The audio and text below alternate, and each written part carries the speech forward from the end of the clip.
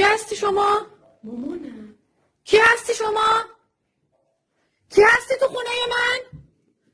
کی هستی؟ آقای افتاده؟ خفه شو آقای افتاده نکن چه خبره اینجا؟